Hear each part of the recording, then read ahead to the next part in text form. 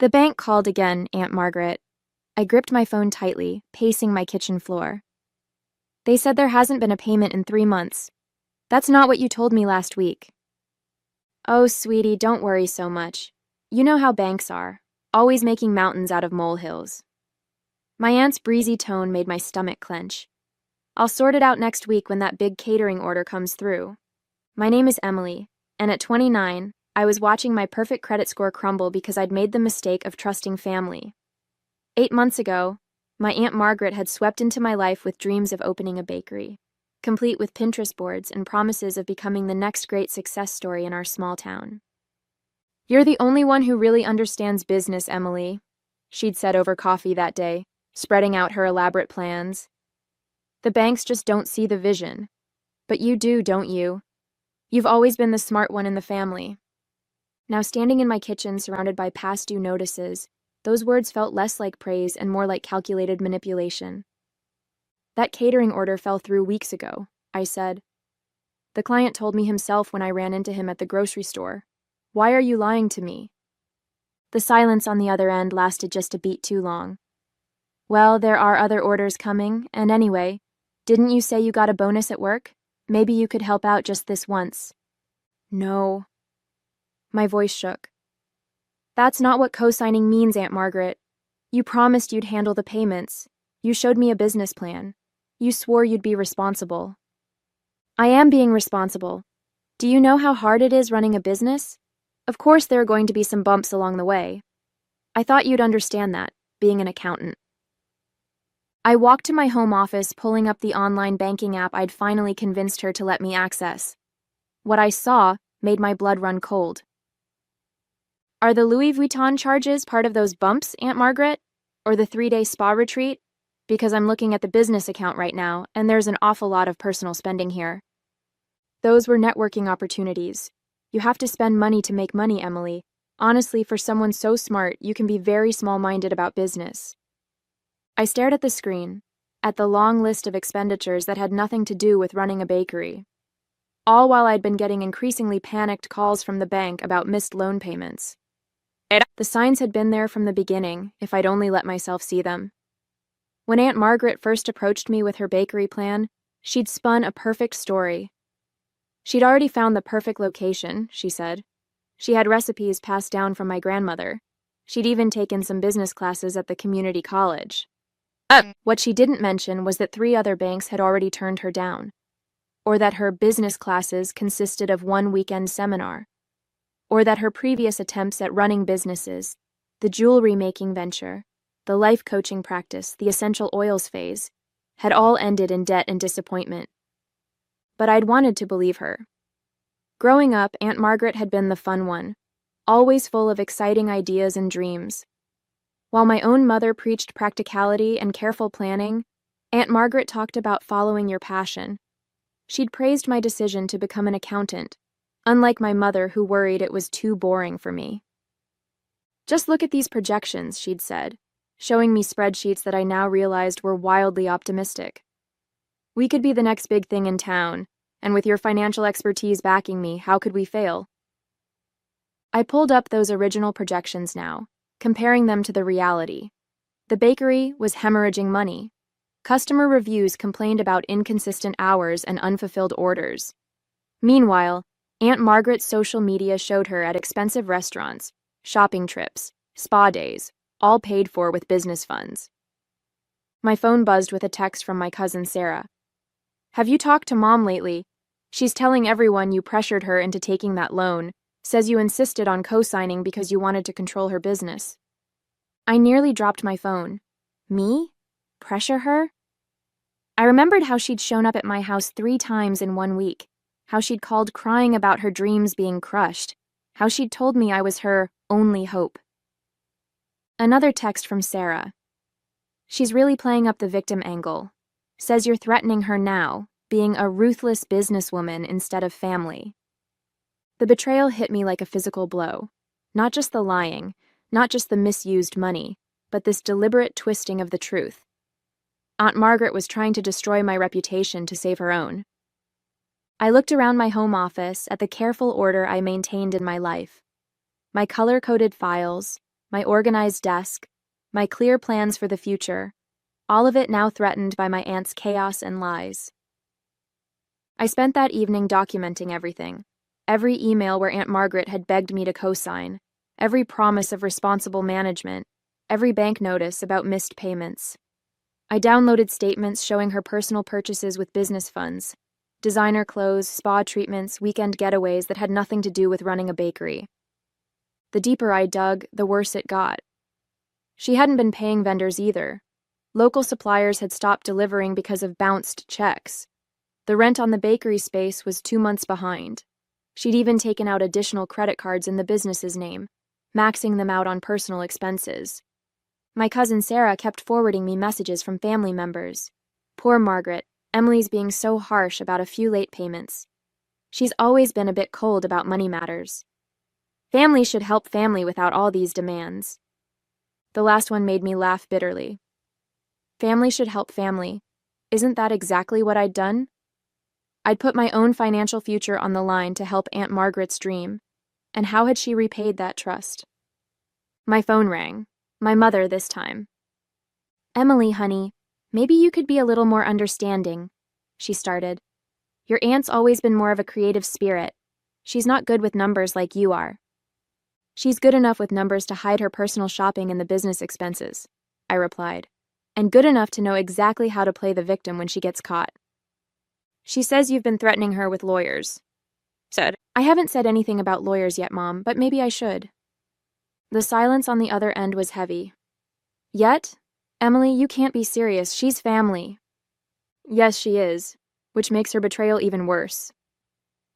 After hanging up, I opened my laptop and started researching business loan liability and fraud. The more I read, the clearer it became. This wasn't just about missed payments anymore. What Aunt Margaret was doing was illegal. Using business loans for personal expenses, lying to creditors, potentially committing credit card fraud. I'd spent my whole career building a reputation for integrity and financial responsibility. I wouldn't let her destroy that. Not with her lies, not with her manipulation, not with her creative spirit excuse. My hands shook as I drafted an email to a lawyer my firm often worked with. This would change everything. My relationship with Aunt Margaret, my standing in the family, the comfortable fiction we'd all maintained about her entrepreneurial spirit. But as I looked at the mounting evidence of her deception, I knew I had no choice. Sometimes protecting yourself means being the bad guy in someone else's story. Part 2, Segment 1, 500 words. The meeting with the lawyer confirmed my worst fears. Not only was I liable for the loan payments, but Aunt Margaret's misuse of business funds could potentially lead to criminal charges. The lawyer laid out my options, none of them pleasant. "First, we send a formal demand letter," she explained. "We detail the misuse of funds and give her 30 days to begin repayment. If she doesn't comply, we can file for a civil suit and report the credit card fraud to the authorities." "Will that protect me from the loan liability?" "It can help. If we can prove she deliberately misled you and misused the funds, we might be able to get your name removed from the loan. But it won't be easy. Or quiet." As if on cue, my phone buzzed with another family message. Aunt Margaret had posted a long social media update about betrayal and family members who care more about money than relationships. She didn't name me directly, but everyone knew who she meant. I forwarded the post to my lawyer. Add defamation to the list. That afternoon, I visited the bakery unannounced. The "Gone to Lunch" sign had been up for 3 days, according to neighboring businesses. Inside, through the windows, I could see unswept floors and empty display cases. A pile of mail sat untouched by the door. "She hasn't been in much lately," the owner of the neighboring coffee shop told me. "But we see her car at the country club all the time. Guess that's where she does her business meetings." And I thought about all the times Aunt Margaret had talked about her networking events and client meetings. How many of those had really been social outings, paid for with business funds, with my co-signed loan? My phone rang, Aunt Margaret's number. I let it go to voicemail, then played the message. "Emily, darling, I hear you've been talking to lawyers. That's not very family-oriented of you. I'm sure we can work this out between us. Why don't you come over for dinner? I'm making your favorite chocolate cake. Remember how you used to love helping me bake when you were little? Her voice was sweet, cajoling, the same tone she'd used to convince me to co-sign the loan. But now I could hear the manipulation behind the warmth, the calculation behind the nostalgia. I texted back a single message. All communication needs to go through my lawyer from now on. Then I blocked her number. The demand letter hit Aunt Margaret like a bomb. Within hours, the entire family was in chaos. My mother called in tears, begging me to reconsider. My cousins bombarded me with texts, some angry, some concerned. Even my grandmother got involved, though she surprised everyone by taking my side. Margaret's been getting away with this behavior for too long, she said during our weekly lunch. Remember that time she borrowed my wedding ring for a photo shoot and pawned it instead? The family covered that up too. I hadn't known about the ring, or about the maxed-out credit cards in my uncle's name that my grandmother mentioned next, or about the borrowed car she'd sold without permission. Each story revealed a pattern I'd been too blind to see. The next day, Aunt Margaret launched her counterattack.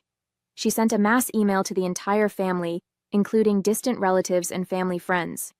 In it, she painted herself as the victim of my corporate greed and lack of family loyalty.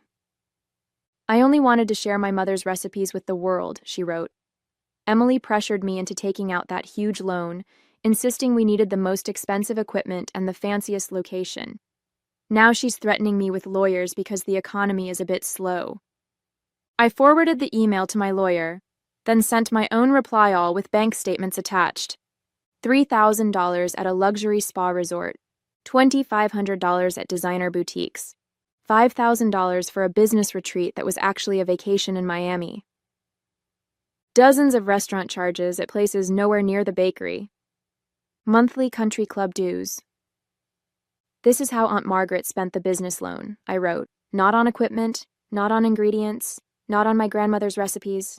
Check the dates. All while she was missing loan payments and telling suppliers she couldn't pay them. The response was immediate. Some relatives doubled down on supporting Aunt Margaret, claiming I was airing dirty laundry. But others started reaching out privately, sharing their own stories of her financial manipulations. She borrowed $10,000 from me last year, one cousin wrote. Said it was for bakery supplies. I had no idea you'd co-signed a loan. She told me the banks were fully funding it. She tried to get me to co-sign first, another relative admitted. I said no, and she told everyone I was jealous of her success. My lawyer called that afternoon. Your aunt's lawyer reached out. They want to discuss a settlement. She has a lawyer? Her third one, apparently. The other two dropped her when they saw the financial records. The settlement meeting was set for a local coffee shop, neutral territory. Aunt Margaret arrived late, of course, wearing designer clothes that probably cost more than the bakery's monthly rent. Her lawyer looked tired before we even started. Here's our proposal, my lawyer began. Ms. Emily will agree not to press criminal charges for the credit card fraud if Mrs. Margaret agrees to the following conditions. First, she'll sign a confession of judgment for the full amount of misused funds. Second, she'll make a public statement correcting her false allegations. Third, she'll surrender the bakery's assets to help repay the loan. Aunt Margaret's perfectly lined eyes widened. Criminal charges? But it was my business. I had the right to spend business loan money on personal luxuries? No, you didn't, her lawyer cut in. Mrs. Margaret, as I explained before, that's fraud. But Emily agreed to help me. She knew I agreed to co-sign a business loan, I interrupted. Not to fund your shopping sprees and spa days. Her face crumpled into familiar tears. I'd seen this performance before, at family gatherings, when bills came due, when she needed favors. But this time it didn't move me. I'll lose everything, she sobbed. The bakery was my dream. The bakery was your excuse, I corrected. Your dream was spending money you didn't have, and I'm done financing it. Her lawyer pushed a tissue box toward her. Mrs. Margaret, I strongly advise you to accept this offer. The alternative would be significantly worse. Worse than being betrayed by my own niece? She glared at me through her tears. Worse than federal charges for bank fraud. my lawyer replied calmly. Ms. Emily has documentation of every misused dollar, every personal purchase disguised as a business expense, every bounced check, every missed payment. Do you really want that presented in court? The tears stopped abruptly. Aunt Margaret's face shifted from wounded victim to calculated assessment. I recognized that look. She was weighing her options, just like she had when she'd first decided to target me for the co-signing. I'll need time to consider. You have until tomorrow, my lawyer said. After that, we proceed with criminal charges. As we left the coffee shop, I heard Aunt Margaret on the phone with my mother, already spinning a new version of events. But this time, her words couldn't touch me. I had evidence, I had truth, and most importantly, I had finally found my backbone. Aunt Margaret signed the settlement agreement the next day. Her lawyer practically pushed her hand to the paper, knowing it was her best option. Within a week, she posted the required public statement on social media, though she managed to make even her confession sound like martyrdom. Due to recent misunderstandings, I need to correct some statements about my niece Emily's involvement in the bakery. She did not pressure me into taking the loan, and any suggestions otherwise were incorrect. Additionally, I acknowledge that certain business funds were misused for personal expenses. The family reaction was split.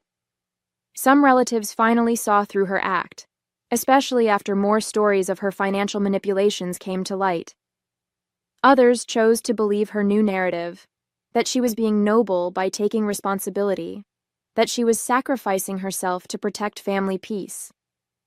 My mother struggled the most. She kept trying to find middle ground where none existed. Couldn't you have handled it more quietly? She asked during our weekly lunch. The whole town is talking. The whole town was already talking, Mom. Aunt Margaret made sure of that when she spread lies about me. She's still your aunt, and she's having such a hard time now. She had to cancel her country club membership. I pulled out my phone and showed her the latest credit card statement Aunt Margaret had tried to hide. Look at these charges, Mom. All while she was missing loan payments that affected my credit score. All while she was telling everyone I forced her into debt. My mother studied the statement, her face falling as she scrolled through the expenses. I had no idea it was this bad. No one did. That's how she operates. She counts on family loyalty to cover her tracks. The bakery's assets were sold to cover part of the debt. It wasn't much. Most of the equipment was leased, and suppliers had already reclaimed a lot of their stock. But it was something. Aunt Margaret would be paying me back for years, with the confession of judgment hanging over her head to ensure compliance. The hardest part was dealing with the flying monkeys. Relatives and family friends who kept trying to make me feel guilty about destroying Aunt Margaret's dream. They didn't want to hear about the fraud or the misused funds. They just saw a niece who had turned against her aunt. But others started coming forward with their own stories. My cousin Tom revealed how Aunt Margaret had borrowed his inheritance money, promising to double it with investments that never materialized. My uncle confessed she'd taken out credit cards in his name during their marriage. Even my grandmother admitted there were more missing pieces of jewelry than just the wedding ring. You're the first one to stand up to her properly, my grandmother said, the first one to make her face consequences. Nope. My lawyer called with updates about the repayment schedule. Your aunt tried to negotiate lower monthly payments, she said, claimed she couldn't afford the agreed amount. Let me guess, while wearing designer clothes and carrying a new handbag? Exactly. Don't worry, we shut that down fast. The confession of judgment means we can seize assets if she defaults. 6 months later, the bakery space had been taken over by a young couple who actually knew how to run a business. They kept some of grandmother's recipes on the menu as a courtesy, though they politely declined when Aunt Margaret tried to insert herself as a consultant. The family dynamics had shifted permanently. Holiday gatherings were smaller now, with clear divisions between those who understood my actions and those who still supported Aunt Margaret. My mother finally stopped trying to broker peace when she discovered Aunt Margaret had been borrowing money from her friends, using my mother's name as a reference. She told them I'd guarantee the loans, my mother said, shocked. If you hadn't exposed her pattern, I might have felt obligated to cover those debts too. The repayments were steady, if not graceful. Each month, Aunt Margaret made a show of how difficult it was to send the money, posting cryptic social media messages about sacrifices and family obligations. But her designer outfits and luxury car told a different story. She'd simply found new sources to fund her lifestyle. My cousin Sarah kept me updated on Aunt Margaret's latest schemes. She'd started a life coaching business, targeting wealthy divorcees with promises of financial freedom and entrepreneurial success. The irony was almost too much. "Should we warn them?" Sarah asked. "They can Google her name," I replied. "The articles about the bakery fraud are still online. If they choose not to do their research, that's on them." My own life had improved surprisingly. Without the stress of covering for Aunt Margaret's mismanagement, my work performance soared. I made partner at my accounting firm, specializing in fraud prevention. Sometimes I used my own experience as a cautionary tale for clients. "Blood ties don't make someone trustworthy," I'd tell them. "Sometimes they make us ignore red flags we'd never accept from strangers." The family friend network slowly rebuilt itself along new lines. Those who'd enabled Aunt Margaret's behavior for years found themselves excluded from social circles that had grown tired of being hit up for loans and investment opportunities. Meanwhile, I developed closer relationships with relatives who appreciated honesty and responsibility. My grandmother hosted a small dinner party to celebrate my promotion. Looking around the table at the family members who'd stood by me, I realized something important. Family loyalty shouldn't require self-sacrifice. Real family supports growth and responsibility, not endless enabling of bad behavior. "I wish I'd had your courage years ago," my grandmother said, squeezing my hand. "Think of all the heartache we could have avoided if someone had stood up to Margaret sooner." A year after the settlement, I received an unexpected package. Inside was a worn, leather-bound notebook, my grandmother's original recipe book that had gone missing from the bakery. An anonymous note said it had been rescued before Aunt Margaret could sell it. The recipes brought back memories of childhood baking sessions, before I understood about manipulation and financial fraud. Back when Aunt Margaret was just my fun, creative aunt, who let me lick the spoons and didn't worry about measuring cups. My mother called that evening with news. Aunt Margaret was moving across the country. She'd found a wonderful opportunity in California, though nobody quite knew what it was. The family's reaction was telling. Instead of the usual excitement about her latest venture, there was only quiet relief. "She asked to borrow money for the move," my mother admitted. For the first time in my life, I said no. It felt strange, but good. I ran my fingers over my grandmother's handwritten recipes, thinking about inheritance and legacy. Aunt Margaret had always claimed she wanted to honor our family's baking tradition, but real honor isn't about grand gestures and borrowed money. It's about respect, responsibility, and truth. The notebook now sits on my kitchen shelf. Sometimes I bake from it, measuring carefully, following the instructions exactly. There's something satisfying about doing things the right way, even if it's not as flashy as Aunt Margaret's dreams. It's a reminder that some things, trust, reputation, family bonds, have to be earned properly, not bought with borrowed money and broken promises. During the holidays that year, our smaller family gathering felt more authentic than the grand parties of the past. My mother baked cookies using grandmother's recipe book, measuring each ingredient precisely, a small but significant change from Aunt Margaret's creative approach to following instructions. Word from California trickled back through the family grapevine. Aunt Margaret had already launched and abandoned 2 new business ventures, but her posts still showed shopping sprees and luxury hotels. Some relatives still sent her money, despite everything they'd learned. Old habits die hard, I suppose. But the important things had changed. My mother now called me for financial advice instead of guilt trips. My grandmother had finally stopped trying to fix family conflicts and started enforcing boundaries. Even my cousins had begun questioning the family pattern of enabling bad behavior under the guise of loyalty. One evening, going through old photos, I found a picture from the bakery's opening day. Aunt Margaret beaming at the camera, me standing beside her, both of us full of hope for what the business could become. The photo should have made me sad, but instead I felt strangely grateful. That failed bakery had taught me priceless lessons about trust, boundaries, and the true meaning of family loyalty. Sometimes the most loving thing you can do for family is hold them accountable.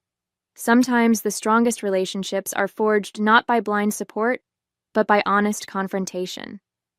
I put the photo away, but not before noticing something I'd missed before.